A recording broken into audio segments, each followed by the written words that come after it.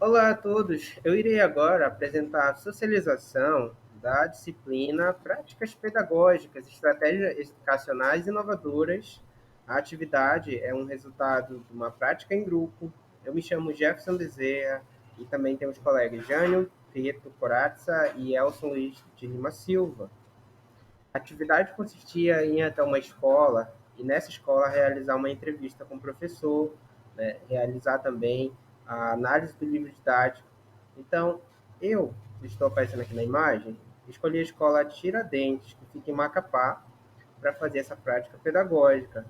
O colega Jânio, ele que mora em Trindade, Goiás, escolheu a escola Dom Prudêncio, e o colega Elson escolheu essa escola municipal Adalto Carício. Então, conversamos entre a gente e decidimos que a minha escola seria utilizada para a apresentação dessa prática. A escola apresenta uma boa estrutura, como dá para ver na imagem. A gente vê a biblioteca, ela tem a presença de mesas, cadeiras, todos esses objetos estão em perfeito estado. Há também uma central para climatização, então a escola se encontra equipada. Existe também material didático de apoio online, os alunos conseguem utilizar, por exemplo, salas de informática.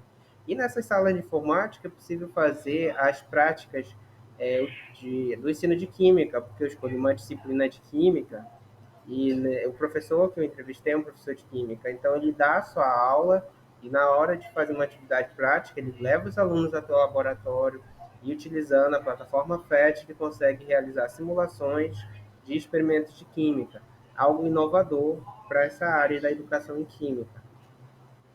O professor Winter, Winter Moraes Santos, ele foi o professor entrevistado, ele não quis se identificar, isso é um direito dele, né? Eu só coloquei uma foto ilustrativa para mostrar o professor.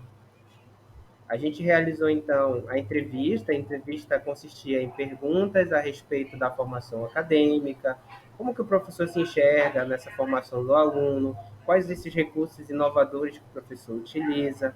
Então, como eu havia comentado, o professor ele tem uma formação em química, ele é um professor de ensino orientado, ele também dá aula de educação especial e ele não é um professor exclusivo da disciplina.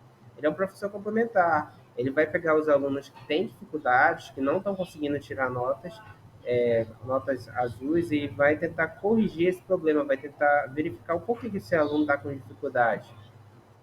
As perguntas depois foram feitas: como que esse profissional ele tem enfrentado o mercado de trabalho? Quais são essas conquistas profissionais dentro da profissão do professor e como que ele enxerga essa relação no ambiente de trabalho?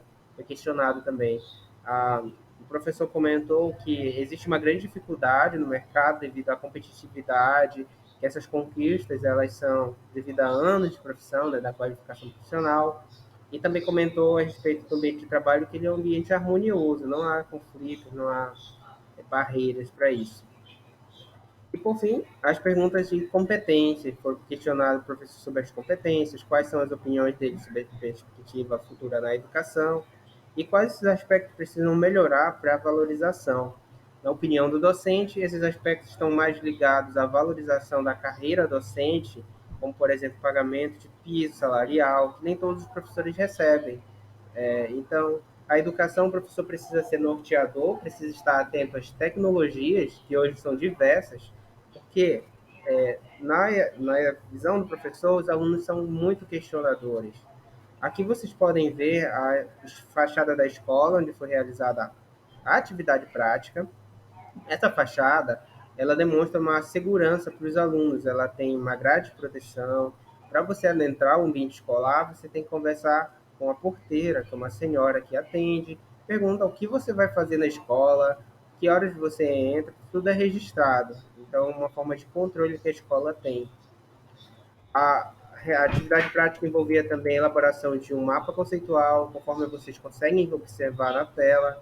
Então, ele é dividido em eixos, eixo de estrutura, eixo de material didático, de formação profissional e, por fim, relacionado à valorização profissional.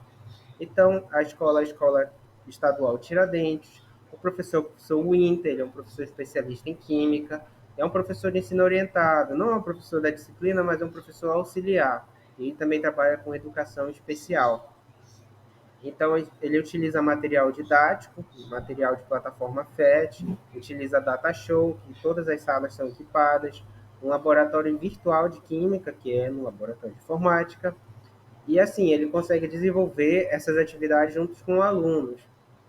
Na opinião do professor, na visão dele, a única forma de você valorizar o profissional é realmente de cunho monetário, você pagar por isso, aumentar o salário, pagar o piso do professor. É uma forma muito boa de você valorizar a educação.